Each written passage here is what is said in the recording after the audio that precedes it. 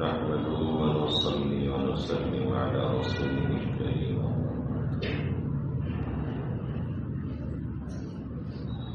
فقد قال الله تبارك وتعالى في كتابه المجيد بعد أعوذ بالله من الشيطان الرجيم بسم الله الرحمن الرحيم.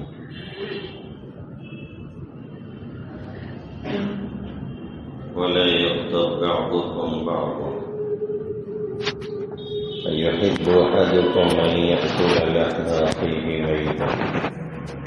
فكرهتموه واتقوا الله إن الله تواب رحيم.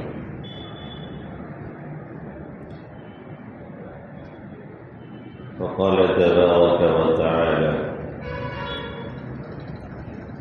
ويل لكل همزة لمزة الذي جمع ماله وعدده يحسب أن ماله أخلده.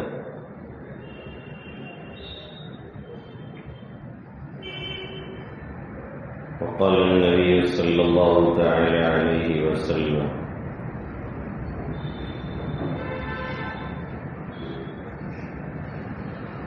الغيبة ذكرك أخاك بما يكره. حقيق ولو كان في أخي ما أقول. فقال النبي صلى الله تعالى عليه وسلم ولو كان فيه وإلا فبهته. أو كما قال سيدنا وهدينا محمد صلى الله تعالى عليه وسلم. میرے محترم بزرگوں اور دوستوں اور عزیز طلبہ،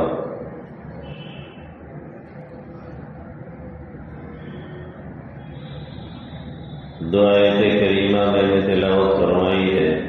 دو جگہوں سے. دو آیت کریمہ نہیں، اس سے زیادہ،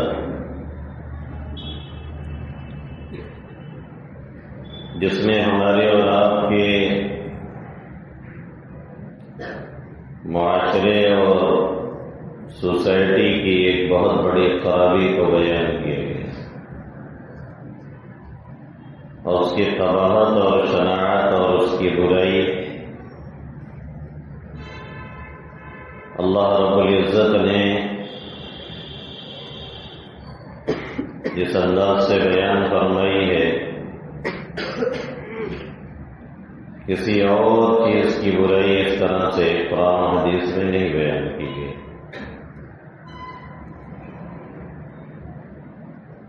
اور دوسری طرف المیہ یہ ہے کہ ہم اور آپ آج کے اس دور میں ایسا مبتلا ہیں کہ اس برائی کو برائی سمجھتے بھی نہیں. منافقت کا ایسا دور ہے اور ایسا پروفیشنل طریقہ ہم لوگوں نے اختیار کر رکھا ہے کہ بس الامان الحفیظ. کسی کا سامنا ہو گیا، کسی سے مل گئے تو باہیں کھول کر کے آخا یہ تشریف لائیے، بڑی خوشی ہوئی آپ سے مل کر کے، بڑی تمنا تھی، آج آپ کا سامنا ہو گیا، دلی مراد پوری ہو گئی. کیا کہنے ہیں، بس آپ بھی بڑے خوش، یار یہ تو ایک دم دل دادا ہے، گلے میں لگا ہوگا. اس کے بعد پھر آگے اچھا فرصت نہیں، تھوڑا جلدی میں کال کرتا ہوں. آگے گیا تو کہتا ملنے کہاں سامنا ہو گیا یار، عظیم منوس آدمی ہے، چاہ نہیں رہا تھا کہ ملے لیکن مل گیا. تو یہ پروفیشنل طریقہ ہم نے اور آپ نے اختیار کر رکھا ہے. اللہ رب العزت کی قباحت اور برائی اس انداز سے اٹھائے ہیں اور بیان کر رہے ہیں کہ سچی بات یہ ہے کہ اگر ہم اس پہ تھوڑا سا دھیان دے تو لوگوں کی غیبتیں اور لوگوں کی برائیاں جو ہماری مجلسوں کی زینت بنتی جا رہی ہیں، بنی ہوئی ہیں، یقینی طور سے ہم اور آپ اس سے رک جائیں اور باز آ جائیں۔ اللہ کیا فرماتا ہے، وَلَا يَغْتَبْ بَعْضُكُمْ بَعْضًا، تم میں سے کوئی ایک دوسرے کی غیبت نہ کرے۔ اب غیبت ہے کیا چیز، اس کو سمجھنے کے لیے کہیں دور جانے کی ضرورت نہیں ہے، یعنی کسی مفسر کا قول، کسی فقیہ کی تشریح اور تعبیر لینے کی ضرورت بھی نہیں ہے۔ خود اللہ کے حبیب صلی اللہ علیہ وسلم سے صحابی رسول نے سوال کیا، یا آقا نے خود صحابہ کرام سے پوچھا کہ جانتے ہو غیبت ہے کیا چیز؟ تو اللہ کے حبیب صلی اللہ علیہ وسلم نے اس کی وضاحت کرتے ہوئے فرمایا، ذکرک اخاک بما یکرہ، اپنے بھائی کے اس انداز سے تذکرہ کرنا جو اسے ناگوار ہو، یعنی اسے اگر پتہ چل جائے تو اسے برا لگے۔ ضروری نہیں ہے کہ پتہ چلے تبھی آپ رکیں، پتہ چل جائے، اسے معلوم ہو جائے کہ فلاں ہمارے تعلق سے ہماری یہ برائی کر رہا تھا، تو یہی ہے غیبت، ذکرک اخاک بما یکرہ، ایسے طور پہ کسی مسلمان بھائی کا تذکرہ کرنا کہ اسے پتہ لگے تو اسے برا لگے، یہ ہے غیبت۔ صحابی رسول فرماتے ہیں، وَإِنْ كَانَ فِي أَخِي مَا أَقُولُ، جو ہم کہہ رہے ہیں وہ ہمارے بھائی کے اندر برائی ہے تب بھی، جو ہم کہہ رہے ہیں وہ ہمارے بھائی کے اندر وہ برائی موجود ہے، تب بھی یہی غیبت میں آئے گا۔ اللہ کے حبیب صلی اللہ علیہ وسلم نے فرمایا، وَلَوْ كَانَ فِيهِ وَإِلَّا فَبَعَدْتَ، وہ برائی اس کے اندر موجود ہے تبھی غیبت ہے، ورنہ تو آپ غیبت سے بھی آگے بڑھ گئے ہیں اور آپ بہتان لگا رہے ہیں جو غیبت سے زیادہ سخت ہے۔ اور یہ بھی ہے کہ اب ہم آپ غیبت نہیں کرتے بلکہ بہتان لگاتے ہیں، وہ باتیں لوگوں کے تعلق سے ہم اور آپ بیان کرتے ہیں جو عام طور پہ اس کے اندر ہوتی نہیں ہے، یا کوئی اور برائی ہے اس کو چھیڑ کر کے جو برائی اس کے اندر نہیں ہے وہ بھی اس کے اوپر چسپاں کر دیتے ہیں۔ اللہ کے حبیب صلی اللہ علیہ وسلم فرما رہے ہیں کہ یہ غیبت سے آگے بڑھ کر کے یہ بہتان ہے، اس کا گناہ غیبت سے بھی بڑھا ہوا ہے۔ اچھا، کچھ لوگ جواز حاصل کرنے کے لیے یہ کہتے ہوئے نظر آتے ہیں، ارے کام ہو ہم تو اپنے منہ کی بات کہہ دے رہے۔ پہلی بات تو یہ کہ آپ کہہ نہیں پائیں گے، سچی بات بتا رہا ہوں، معمولی سے معمولی آدمی کے سامنے اس کی باتیں کھل کر کے اچھے لوگ نہیں کہہ پاتے ہیں، تو یہ دل کو ایک تسلی دینے یا دلاسا دینے یا اپنی برائی کو جسٹیفائی کرنے کا طریقہ ہے کہ ہم جو کہہ رہے ہیں وہ غلط نہیں، صحیح کہہ رہے ہیں، اس کو ہم ٹھیک ٹھہرانے کے لیے یہ کہتے ہوئے نظر آتے ہیں کہ کوئی بات نہیں ہے، سامنے والے تو ہم اس کے سامنے کہہ دیں گے، اس کے منہ پہ کہہ دیں گے۔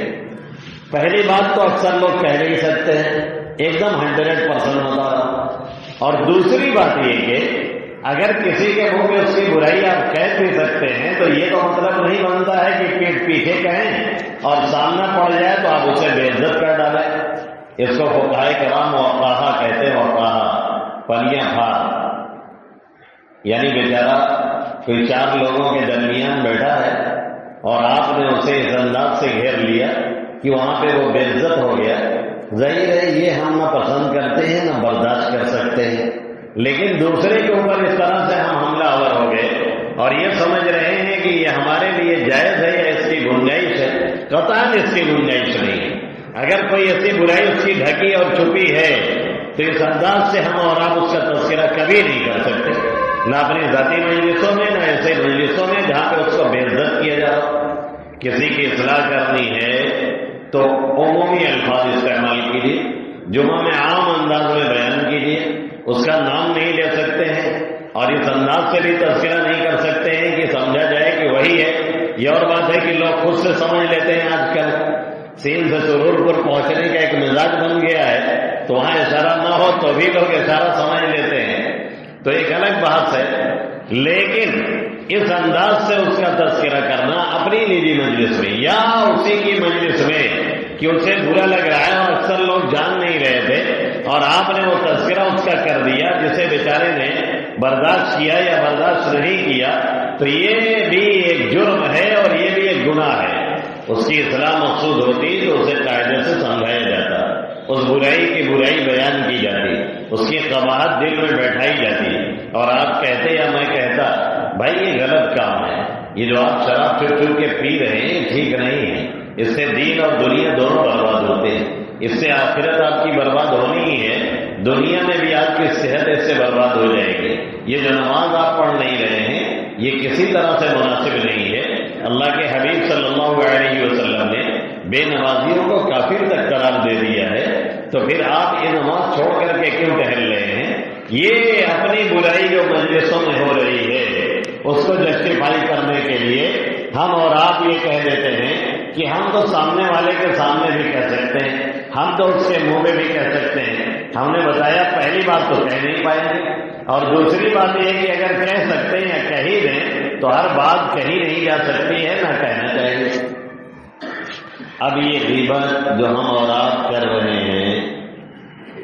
ہمارا جو مزاج بنا ہوا ہے، ہماری کوئی مجلس جو خالی نہیں ہوتی اس سے، کوئی محفل ہماری اس سے خالی نہیں ہوتی، اور طریقہ کیا ہے غیبت کا ہمارا اور آپ کا معلوم ہے کہ ہم 4-5 بیٹھے ہیں، 5 بیٹھے ہیں تو چھٹے کو پہاٹ رہے ہیں، اس کی برائی چل رہی۔ اب وہ آ گیا، آئیے تشریف لائیے، آپ ہی کا تذکرہ چل رہا تھا، بہت بوڑھے ہوئے کہ مریو، یہ عوام میں مشہور ہے نا کہ جس کی بات چل رہی ہو آ جائے تو لل ہو کے مارتا ہے، یہ مشہور ہے، اس کی کوئی حقیقت نہیں ہے۔ تو اب کیا کہیں گے؟ ارے واہ تشریف آپ لائے، ماشاء اللہ، کیا کہنے آپ ہی کی بات چل رہی تھی، ایک دم لل ہے کہ مریو، بہت لمبی عمر پئی ہو۔ اب یہ نہیں بتائیں گے کہ آپ کی کیا بات چل رہی تھی، اب یہ نہیں بتائیں گے کہ آپ کی برائیاں چل رہی تھی، یہ کہیں گے آپ ہی کا تذکرہ چل رہا تھا اور ماشاء اللہ پہنچے۔ وہ کسی نے کہا اور بالکل وجہ کہا کہ چل رہی تھی میرے قتل کی سازش اور میں پہنچا تو بولے تیری عمر لمبی ہے، سازش چل رہی تھی کہ کیسے اس کو ٹھکانے لگایا جائے، اور میں جھٹکے میں پہنچ آیا تو کہنے لگے ماشاء اللہ آپ کی عمر بڑی لمبی ہے۔ یہ طریقہ ہم نے اختیار کیا ہے کہ 4-5 بیٹھ کر کے کسی ایک کی برائی چالو رہتی ہے، اور جب وہ آ جاتا ہے اور اس مجلس میں سے کوئی اٹھ کے چلا جاتا ہے تو اب وہ 5واں ہمارا حصہ بن جاتا ہے، اور جو گیا ہے وہ ہمارا غیر ہو جاتا ہے، اب اس کی برائی شروع ہوتی ہے۔ یہی تو چل رہا ہے، یہی تو ہم اور آپ کر رہے ہیں، اور اس کی قباحت کیا ہے، اس کی شناخت کیا ہے، کتنی خطرناک اللہ رب العزت نے اس کی قباحت بیان فرمائی ہے۔ اللہ کیا کہہ رہا ہے کہ جو اپنے پیٹھ پیچھے بھائی کا تذکرہ کر رہے ہو یہ سنو ایسا ہی ہے، أَيُحِبُّ أَحَدُكُمْ أَن يَأْكُلَ اللَّحْمَ أَخِيهِ مَيْتًا، کیا تم نے کا کوئی اپنے بھائی کا گوشت کھانا چاہے گا؟ ایک تو انسان آدم خور جو ہوتا ہے وہ کس نظر سے دیکھا جاتا ہے، صاف سمجھتے ہیں کیسا درندہ ہو سکتا ہے۔ ایک تو انسان کا گوشت، دوسرے بھائی کا گوشت، اور تیسرے وہ مر چکا ہے، جیسے مر چکا ہو اپنا بھائی اس کا گوشت نوچ کے آپ کھا رہے ہیں، اس سے کہیں زیادہ برائی یہ ہے کہ اس کی آپ پیٹ پیچھے برائی کر رہے ہو اور اس کی عزتوں کو پامال کر رہے ہو۔ أَيُحِبُّ أَحَدُكُمْ أَن يَأْكُلَ لَحْمَ أَخِيهِ مَيْتًا فَكَرِهْتُمُوهُ، اللہ کہہ رہے یقیناً ناپسند کرو گے۔ حضرت میمون ایک تابعی ہے، جیسے بیان کرنا غیبت ایسے ہی سننا بھی گناہ ہے، اور جب وہاں بیٹھے ہیں اور سن رہے ہیں تو یہ سمجھ لیں کہ آپ بھی ہم بھی گناہ میں شامل ہیں، اور اگر نہیں منع کیا، منع کرنے پہ قدرت ہے تو روکیے اور ٹاپک اور موضوع بدلیے، اور نہیں قدرت ہے تو وہاں سے کم اٹھ کر کے چلے جائیے، نہیں تو یہ جان لیجئے حدیث میں ہے کہ آج نہیں کل آپ کی بھی اسی انداز سے کھال اجڑ جائے گی اور آپ کی بھی برائی کی جائے گی۔ تو فرماتے ہیں کہ ایک جگہ ایک رات میں نے خواب دیکھا کہ ایک زنگی حبشی غلام ہے، اس کا گوشت لایا گیا اور مجھے زبردستی کھانے کو کہا جا رہا ہے، یہ لو اس کا گوشت کھا لو۔ میں نے کہا یہ انسان کا گوشت میں نے کون سا جرم کیا ہے یہ کھلایا جا رہا ہے؟ کہتے ہیں کہ تم نے فلاں حبشی غلام کی غیبت کی ہے، اس کی برائی بیان کی ہے، اس لیے تمہیں یہ گوشت کھانا پڑے گا۔ کہتے ہیں ہم نے تو اس کی غیبت نہیں کی تھی۔ تو جواب ملا کہ غیبت تو نہیں کی تھی، لیکن جس مجلس میں اس کی برائی چل رہی تھی اس مجلس میں تم بھی خاموشی کے ساتھ بیٹھے سن رہے تھے، اس لیے تم بھی برابر کے شریک ہو۔ اور ہم ماشاءاللہ منافقت کی اعلیٰ درجے پہ رہتے ہیں۔ ہم کا مطلب میں بھی، ہم کا مطلب ہم دودھ کے دھلے نہیں، یہ ہمارا مزاج ہو چکا ہے، بظاہر بنی ہے بباطن پھنی ہے، زبان پر ثنا قلب میں دشمنی ہے، پسے پشت غیبت ہے طعنہ زنی ہے، یہ تہذیب نو ہے نئی روشنی ہے۔ سامنا پڑ گیا تو ایسا لگتا ہے کہ ہم سے زیادہ کوئی چاہت رکھنے والا ہے نہیں، اور بیچارہ جیسے ہی کنارے گیا ویسے ہی اس کی برائیاں چالو ہو جاتی، ویسے ہی اس کی غیبت چالو ہو جاتی ہے۔ اللہ کے حبیب صلی اللہ علیہ وسلم فرما رہے ہیں الغیبۃ اشد من الزنا، غیبت کا گناہ زنا سے بڑھ کر کے ہے۔ کسی کے بارے میں معلوم ہو جائے کہ یہ زنا کر رہا ہے، کسی کے بارے میں معلوم ہو جائے کہ یہ زناکار اور بدکار ہے، کسی کے بارے میں معلوم ہو جائے کہ یہ زانیہ ہے اور اڈے چلاتی ہے، کسی کے بارے میں معلوم ہو جائے کہ یہ طوائف ہے اور اس کے یہاں یہ دھندے چلتے ہیں، تو پورا معاشرہ کتنی برائی کی نیت سے اور کسی بری نظر سے اسے دیکھتا ہے، اور واقعی ہے بھی بری چیز۔ لیکن آقا کیا فرماتے ہیں کہ یہ جو دوسروں کی برائی کی جا رہی ہے اس کی قباحت اور برائی اس زنا کاری اور بدکاری سے بھی بڑھ کر کے ہے،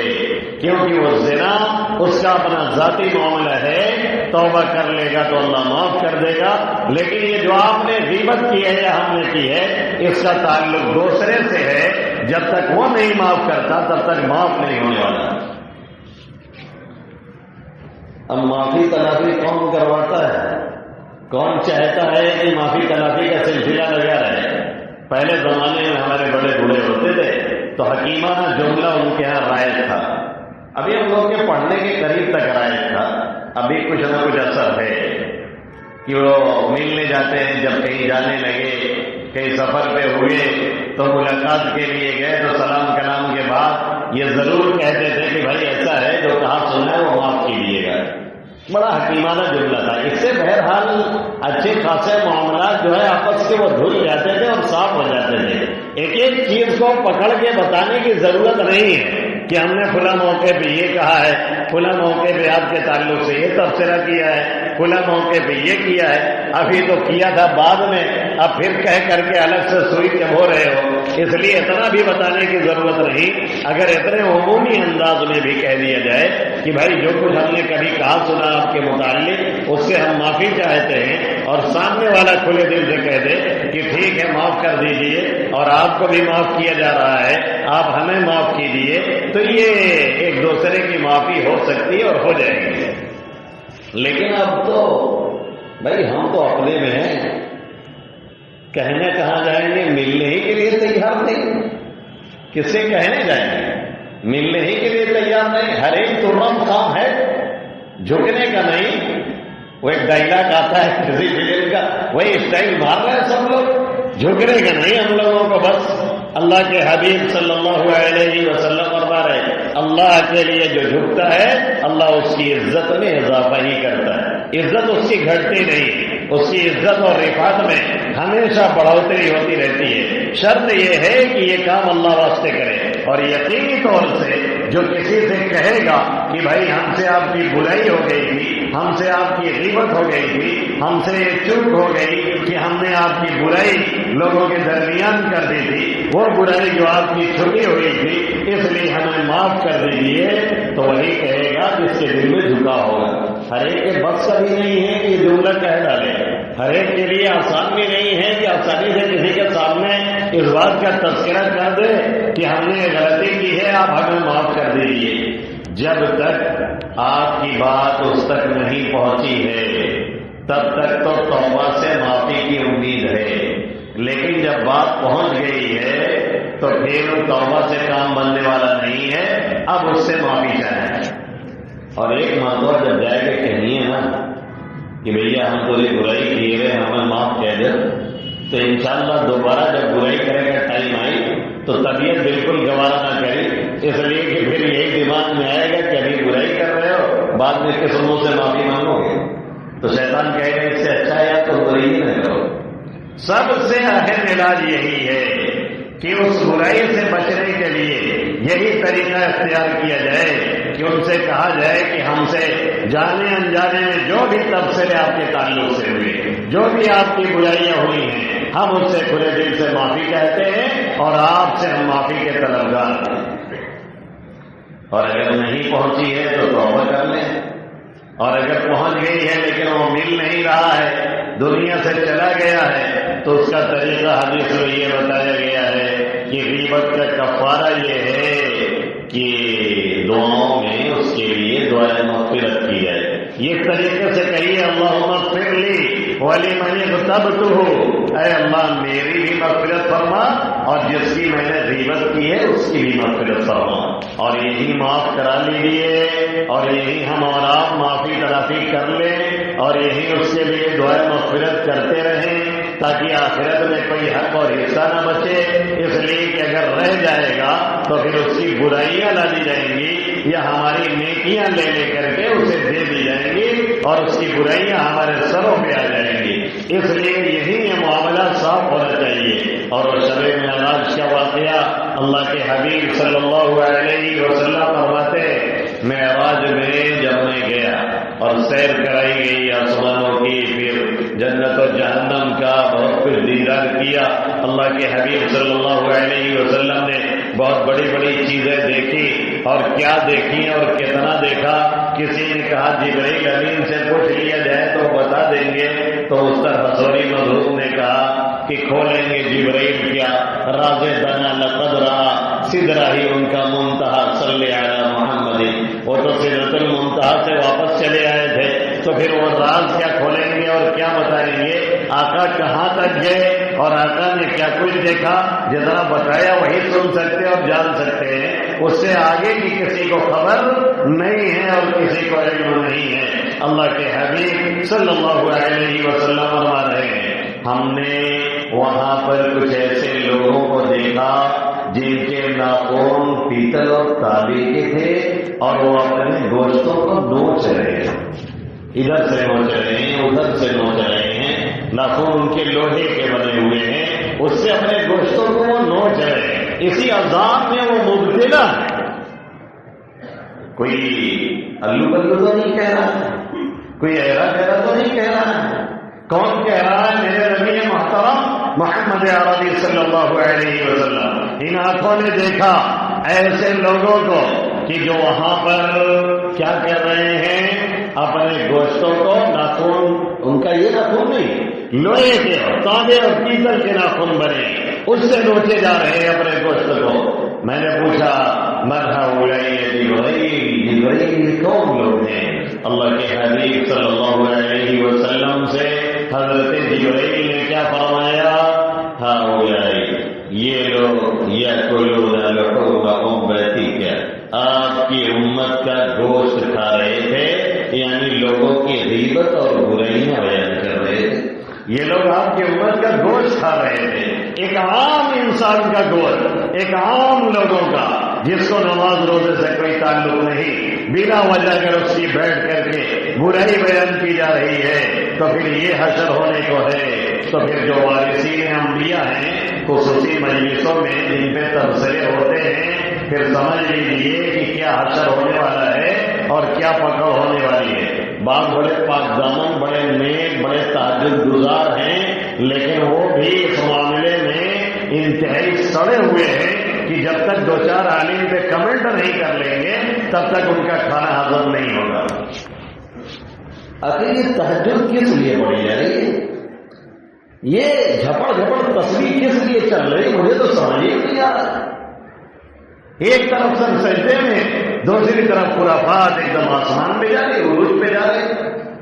اللہ کے حبیب صلی اللہ علیہ وسلم، اللہ اس کی قباحت بیان کر رہا ہے کہ اپنے بھائی کا گوشت کھا رہے ہو، اور بھائی کا نہیں، بھائی ایسا ہے جو مر چکا ہے اس کا گوشت نوچ رہے ہو۔ آقا فرما رہے ہیں کہ زنا سے زیادہ سخت ہے۔ اور یہی نہیں، اللہ کے حبیب صلی اللہ علیہ وسلم ایسے لوگوں کو وہاں دیکھ رہے ہیں کہ وہ عذاب میں مبتلا ہیں اور اپنے ناخن جو لوہے کے ہیں اس کے ذریعے سے گوشت نوچ رہے اپنا، اس لیے کہ دنیا میں لوگوں کا گوشت انہوں نے نوچا۔ اب بہت سے ہم میں اس لیے کہتے ہیں کہ مولانا اگر غیبت نہ کریں تو کیا کریں؟ ہماری مجلسیں سنی ہو جائیں گے، ہم غیبت نہیں کریں گے تو ہماری مجلسوں میں پھر رونق نہیں آئے گی۔ ذرا سا اپنے کو اس جگہ پہ رکھ کے ہم اور آپ دیکھیں، ہماری کوئی برائی کر رہا ہو تو ہمیں مرچیں لگتی، بڑی والی نہیں چھوٹی والی، ہمیں مرچیں لگتی۔ ہماری برائی کوئی کر رہا ہو تو ہم نے کیا گزرتی ہے، برائی نہیں۔ اگر کوئی مجلس لگی ہے ہم وہاں پہنچے اور لوگ خاموش ہو جائیں، صرف اندازہ ہمیں لگ جائے کہ لگتا ہے کہ ہمارے تعلق سے کوئی بات ہو رہی تھی تو ہمارے دل پہ کیا گزرتی ہے، طرح طرح کے خیالات آتے ہیں اور ان کے بارے میں نہ معلوم کتنی بدگمانیاں جنم لیتی ہیں کہ ہمارے اوپر کیا تبصرہ ہوتا رہا ہوگا۔ لیکن دوسرے کے اوپر ہم اور آپ صبح سے شام تک تبصرے کرتے رہتے ہیں اور پھر یہ بھی کہہ رہے ہیں کہ ہماری مجلسوں میں اگر یہ تبصرہ نہیں ہوگا تو مجلسیں بے رونق ہو جائیں گی۔ وہی دوسرا، جب ہمارے تعلق سے ایسی مجلس سنوارتا ہے تو پھر ہمیں چوٹ کیوں لگتی ہے؟ جب ہمیں چوٹ لگ رہی ہے تو ہمارے تبصرے سے دوسرے کو بھی ایسی چوٹ لگتی ہے۔ ہاں، کچھ ایسے ہیں جن کی غیبت رہی ہے، جیسے ایک بیٹا غلطی کر رہا ہے، اس کے والد سے بتا دیا جائے تاکہ ان کی اصلاح ہو جائے، ٹھکانے لگا دیے جائے۔ جیسے ایک شاگرد لوگ کر رہے ہیں، ہم اساتذہ سے بتا دیا جائے کہ گڑبڑی کر رہے ہیں تاکہ وہ ان کو ٹھیک کرے۔ یا اسی طریقے سے کوئی شخص ایسا ہے کہ پولیس اور تھانہ بیچارہ دوڑ رہا ہے لیکن کوئی سنوائی نہیں ہو رہی ہے، تو وہ اپنی پریشانی کو لوگوں کے سامنے بیان کر رہا ہے کہ فلاں ظلم کر رہا ہے، فلاں ہمارے ساتھ یہ حرکت کر رہا ہے، تو بھی یہ غیبت نہیں ہے۔ لا يحب الله الجهر بالسوء من القول الا من ظلم۔ کوئی مظلوم ہے تو برائیوں کو اوپنلی بیان کر سکتا ہے، کوئی حرج کی بات نہیں۔ کوئی چور ہے اس کے بارے میں لوگوں کو بتائیں کہ یہ چور ہے اور چوری کرتا ہے اور بچ کے رہیے، نہیں تو آپ کا جیب صاف ہو جائے گا۔ کوئی ڈاکو ہے ڈکیتی ڈالتا ہے، اس کے بارے میں بتایا جائے کہ یہ ڈاکو ہے اور ڈکیتی ڈالتا ہے، تو پھر یہ غیبت نہیں ہے۔ کوئی اور ہے اس طرح کا جو لوگوں کو نقصان پہنچانے کی فکر میں رہتا ہے اور ہمیں یہ معلوم ہو جائے کہ یہ شخص فلاں شخص کو نقصان پہنچانا چاہتا ہے، اس کے قتل کی سازش کر رہا ہے، تو وہاں پہ بتانا یہ غیبت نہیں ہے۔ اور ایسے ہی